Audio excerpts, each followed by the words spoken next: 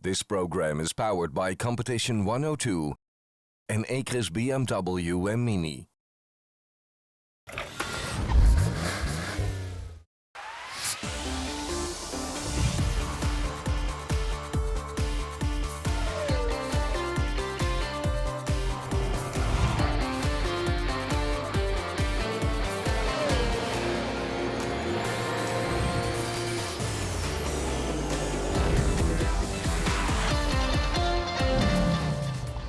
Tucked away in Germany's Eifel Mountains lies the famous Nürburgring, a track that's revered by fans, drivers and manufacturers alike. It snakes through the forest and its full length is so vast that it encircles a castle and 3 villages. But the GT4 European Series won't have to go that far. They're sticking to the shorter Grand Prix circuit. Welcome to the penultimate round of the GT4 European Series 2015. On today's programme, a lot of changes regarding drivers on the grid. We'll take a closer look at the BMW M4 GT4 as developed by Acres Motorsport. And of course, both races from the extremely wet Nürburgring. The GT4 European Series has proven time and again that it appeals to drivers from a wide range of competitions. Hardly a race goes by without a new face on the grid. Former WTCC driver Peter Turting is amongst the new boys this week. He will share a Porsche with compatriot Carsten Struwe at the Nürburgring.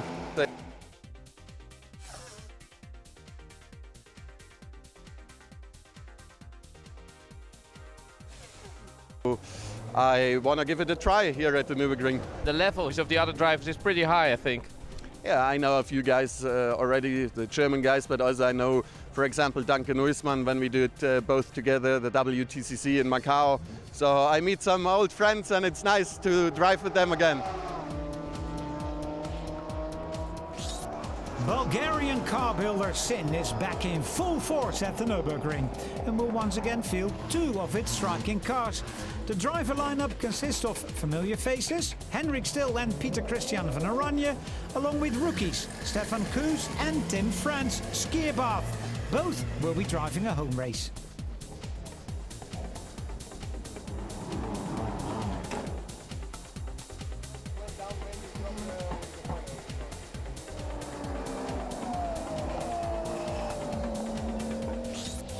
The BMW M3 is a popular choice in the GT4 European Series.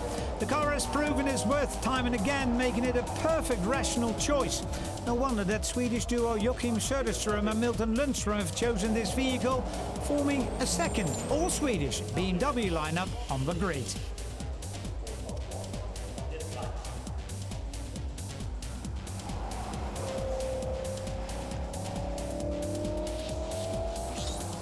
Chevron driver Marcus Clutton will share his white monster with a new teammate at the Nürburgring. The man in question is Jordan Witt, a regular in the British GT series.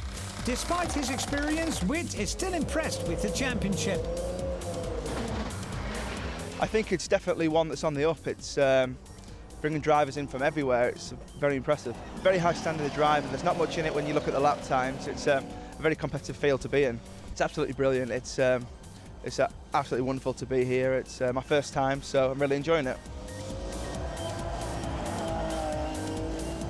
And finally, Turkish driver Salih Yoluk is making his debut in the series with the trusted Ginetta G55. The location of the race is vital in his choice to debut in the championship. I have a race next month, Blancpain Endurance Series here. And I haven't been here before, and there's not much testing here at this circuit, you know. So I want to use this race as, you know, as a preparation for the Blancpain. So that's how I ended up here.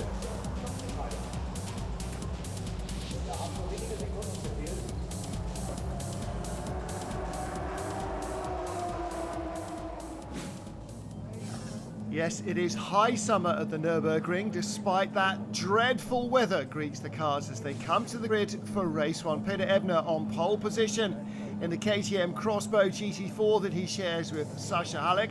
Alongside him on the grid, the BMW of Rob Savers. He will do the start in the car that he shares with Simon Knapp. And Jordan Witt, third on the grid in the Chevron. almost everybody present and correct, except for the Sinar one of Henrik. Still, he will miss out on the race because of a mix-up with the regulations. The team decided to let me drive alone this weekend again. The organization said to us we're not allowed. We heard this on Thursday, and after this we had to find very quickly a driver. Tim Scherbert was the second driver who was planned for this weekend, but the team said it's not correct to don't let me drive alone, and they decided to stop the race for today. It was a decision of the team. The wet track means laps behind the safety car before the start to allow everybody to figure out where the water is. They qualified in the dry, of course. And then they're released and the rush down to the first corner begins. Peter Ebner right in the centre of the track, trying to go around the outside. Rob Savers in the BMW, but the KTM driver has the advantage and the visibility. Jordan Witt in third place in the tiny white Chevron, and behind the first of the Chevy Camaros. That's Marcel Noren giving chase. Up into fifth has gone the BMW 911 of Håkan Ricknes, in front of the black KTM, who loops into a spin. And that's not what Daniel Uckermann wanted at the start of the race. Everybody avoids him. On board right behind with Bernhard van der Anja. Normally the rule is aim for the spinning car. He was too close there. He'd never have missed him. Managed to find enough grip to get around. Battle for third place. Watch the Camaro down the inside. Marcel Noren grabs the spot from Jordan Witt. Jordan qualified in dry conditions, not familiar with the Nürburgring. He's raced a lot in British GTs, but not here. And there is the number 28 car, Jan Kasperlik and Dietmar Lackinger's Allied Racing M3 GT4, facing the wrong way. Bernhard van der Anja again on the scene of the crime. This time he's involved as the 28 car tries to cut across his nose. Right behind with Jörg Wiebahn, see the two cars collide and he scrabbles for grip on the inside in his M3 GT4. Trying to come down the inside of the Dutchman. And with the right-hander fast approaching, through he goes. Foggy, wet and miserable here at the Nürburgring, and trouble. In fourth place was the number 21 Porsche of Håkan Ricknes. And he's ground to a halt, like lights flickering on and off as he tries to get the car to refire. And what's happened there? Loose connection? Surely he can't have just knocked off the master switch somehow. Whatever, looks like he's going again. Let's look on board. Something bizarre happened there. Car seemed to select a box full of neutrals, stalled itself. He's trying to get everything refired. You have to do everything in a particular sequence with most of these cars. You can see how his visibility is poor. He has really missed it up. There is Håkan Ricknes. Now starting to try and recover some of that lost ground.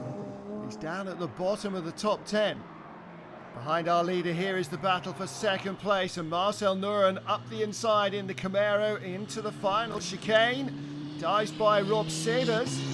Savers in the BMW. Can he counter into the last corner? Well, here we are on the run up to the chicane.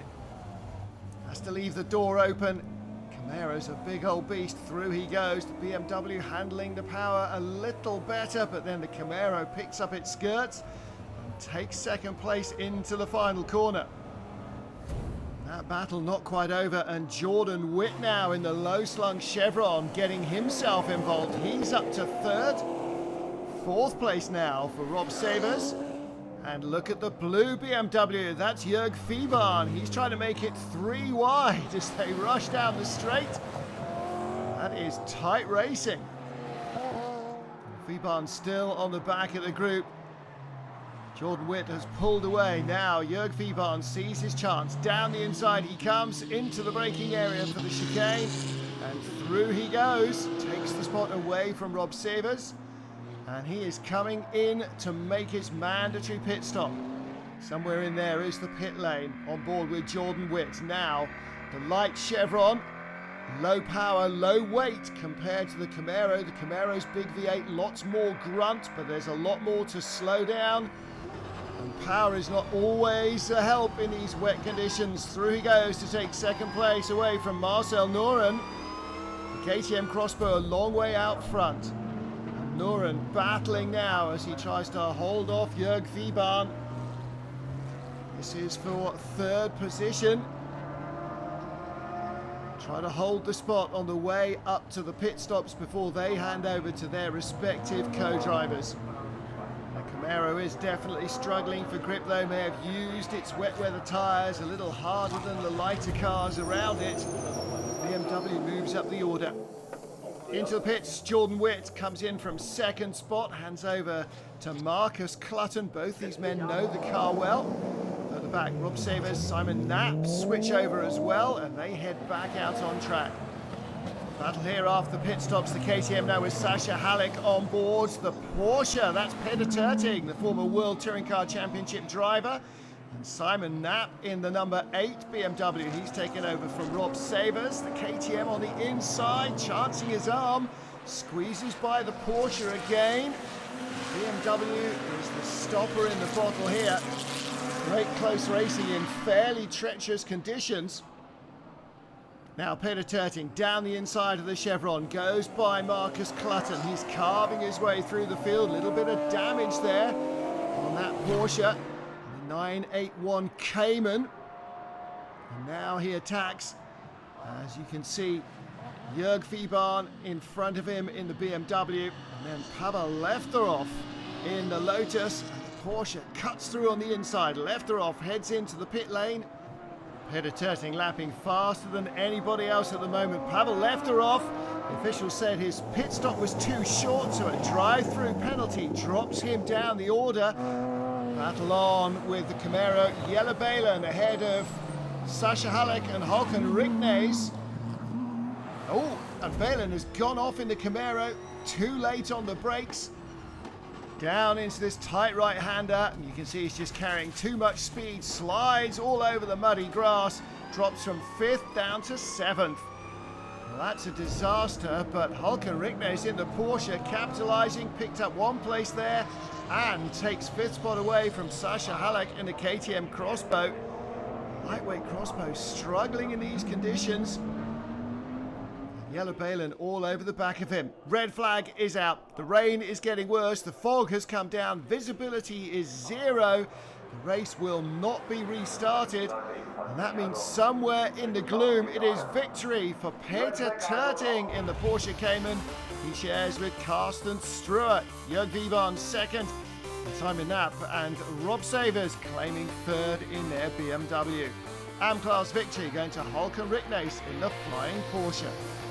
And the other Porsche, the Cayman, will also be a car to watch if it's wet in race 2, as will Carsten Struer and Peter Terting. It was an awesome race. I'm super happy for the team, super happy for me because it was the first race in this championship.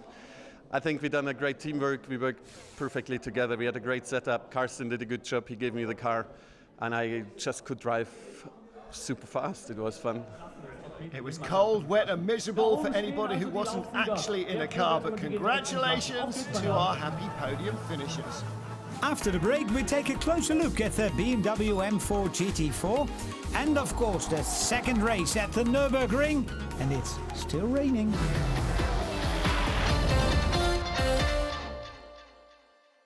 This program is brought to you by Acres BMW and Mini and Trevoil Trading.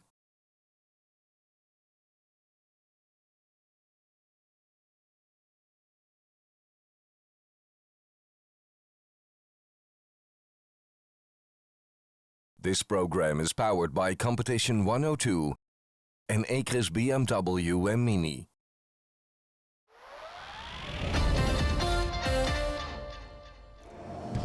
Welcome back to the 5th race weekend of the Competition102 GT4 European Series. Race 2 comes up in a moment, but first let's take a look at the development of BMW's M4 GT4.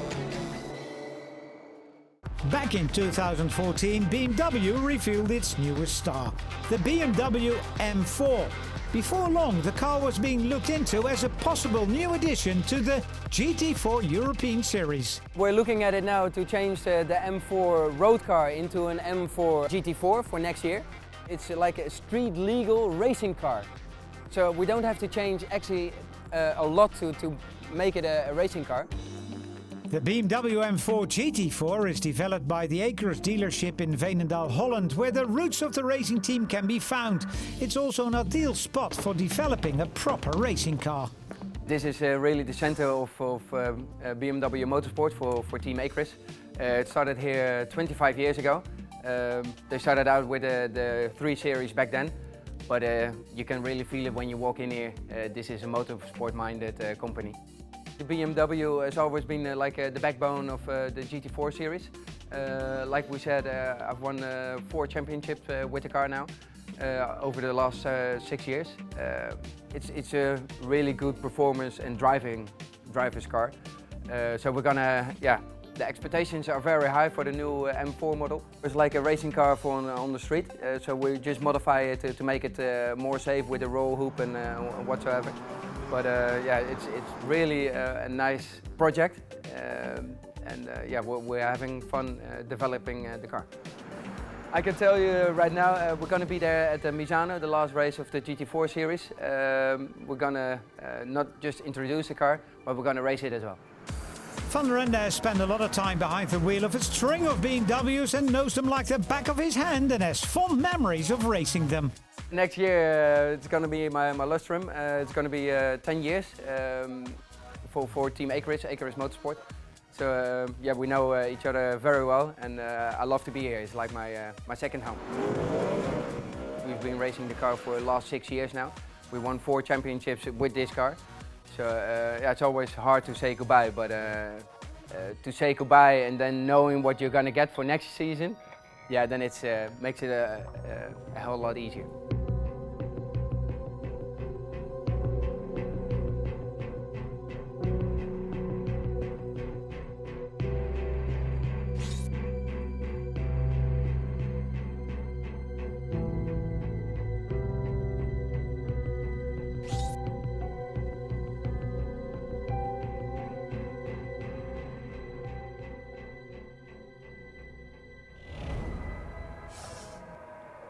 Getting ready for the start of race 2 at the Nürburgring, and weather no better than the first encounter. Pole position though for Ricardo van der Ende in the BMW M3 GT4, their last race weekend in the GT4 series with the car. Jordan Witt lines up second in the Chevron.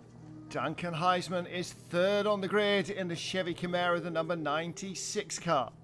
But not joining the rest of the field in the miserable conditions, the Allied racing duo Dietmar Lackinger and Jan Kasperlik stuck in the pits. At the end of race 1 we had a gearbox problem. The gearbox crashed, and we made it to change the gearbox from race 2 to race 1 to race 2. And now no one knows exactly, we have no power. The engine runs, but if you're doing flat out or smooth accelerating, no power. Away we go though for the second race of the weekend. A charge down into the first corner. Ricardo van der Ende with the BMW has the lead. Around the outside, Duncan Heisman in the Camaro, and up the inside looking for second place. That is a great start from Peter Terting in the Porsche, trying to go the long way round the outside. The wet line is not often the same as the dry line. Has he found the grip? He has, and now trying to cut back. He's all over the back of our race leader, Ricardo van der Ende in front. Terting alongside, battle for third as well. Sasha Halleck's gone off though, trying to get around the outside of Duncan Heisman, and a great big slide from the BMW. Somehow Peter Terting in the Porsche came and managed to keep control around the outside. Well, watch this. Here comes the KTM. Was there contact? No, I think he just outbraked himself trying to go around the outside of the Camaro. Straight off on the muddy grass. On board with Sasha Halleck. Oh, big moment. Taking a while to get it all sorted out. Battle for third, number 8, Acres BMW down the inside of Duncan Heisman. That's a great start from Simon Knapp. He was on row 4 of the grid, made very good progress. The Camaro tries to battle back, but the BMW all over it in these conditions. You can see the sister car is in front as well. Ricardo van der Ende in the number 1 machine has already pulled away. Race leader is Peter Terting and the Porsche Cayman. BMW second and third, and the Camaro in 4th place. Looking down the inside once more into the first corner. Very tight inside line. Will he make it through? Will he get the car stopped? Will there be contact? They just about avoid it. But that leaves him on the outside on the second element of the corner. The long pair of left-handers. And it's going to be very close once more. It's miserable weather, but it's fantastic racing. Duncan Heisman in the Camaro and Simon Knapp in the number 8 Acris BMW. Wheel to wheel, door handle to door handle. No grip to speak of. And these two cars are putting on a fantastic dice here around this soaking wet Grand Prix track at the Nürburgring. Up to the chicane. And the Camaro with the inside line, again leaving it desperately late. Simon Knapp really had to park it there to give him room to get through. And there's the race leader, Peter Terting, out front, trying to build up a big margin to hand over to Carsten Struer, his teammate. On board with Duncan Heisman, let's take a look at this. Contact with the Acris BMW. Camaro does seem to have grip though. Again, from the outside, you can see him making a little touch on the back of the number 1 car.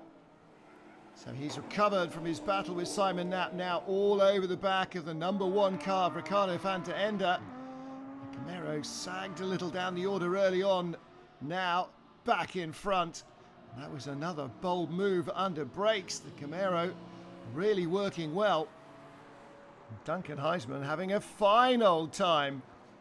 Recovering the places he lost earlier on. Back up to second. Now only Peter Terting in front. Oscar Kruger brings the all-Swedish crew number 66 car to a halt to hand over to Thomas Martinsson. And the leader is on pit road. Number 18, Peter Terting, is in to hand over to Carsten Struer with a sizable advantage for the Porsche Cayman. Race 1 winners here. Lots of changes in the pit stops. Here is Bernhard van Oranje in the number 1 BMW down the inside of the Camaro. Too fast and into the tyres he goes. Oh, that's a big mistake. Let's ride on board. See the Camaro's on the brakes and the BMW still accelerating hard up behind it. Not enough grip. And he misjudged that badly, I'm afraid. Luke Brahms survived that attack, but now Pavel Lefterov goes by him in the Lotus Evora. All Swedish battle of BMW M3s. The black 66 car Thomas Martinsson took over from Oscar Kruger. Joachim Söderström took over the other car from Milton Lundström. That's the Forenard racing car, chasing the Bald Eagle racing machine and diving to the inside. That's a good, brave move. Battle rages in these slippery conditions. Pavel Lefterov chasing Carsten Struer, the race 1 winner, being hounded by the Lotus that could perhaps have won race 1, barring a drive-through penalty. And through he goes. Lefterov carving through the field. Several seconds a lap now, quicker than his rivals. Luke Brahms battling with Rob Savers. And Savers in the BMW looks to have more grip. The Camaro's tyres perhaps too worn at this stage of the race. BMW a little lighter, just a little less power, perhaps kinder on its tyres. The Camaro has track position at the moment, and that might count for a lot. Good speed down the straight as well. And Luke Brahms trying to hold on. Meanwhile, Pavel Lefterov romping away from the field. The checkered flag is in sight. It'll be victory for the Lotus at the Nürburgring. Round 10 of the championship goes to Pavel Lefterov. This time the race did go full distance. Third place went to Duncan Heisman and Luke Brahms in the Chevy Camaro.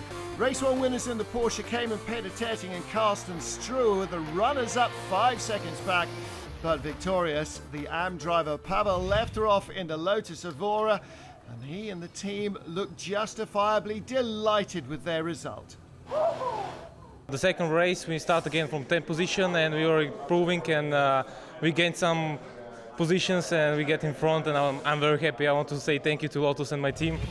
In the Pro Class, 21 points separate Nuren and Balin from teammate Heisman as they battle for the title, but the AM Class has been put out of reach Daniel Uckermann claimed enough points here to ensure that he will be the 2015 champion. Pavel Lefterov currently second. In the meantime, though, the Bulgarian will celebrate victory at a miserable race weekend at the Nürburgring. Foul weather, but lots of great racing once more from the GT4 European Series.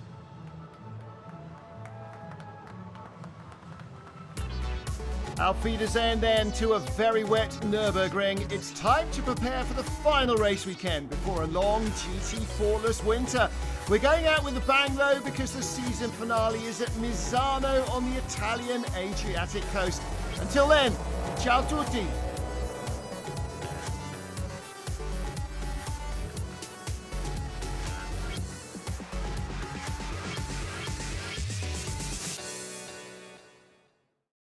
GT4 European Series supports Project Mine.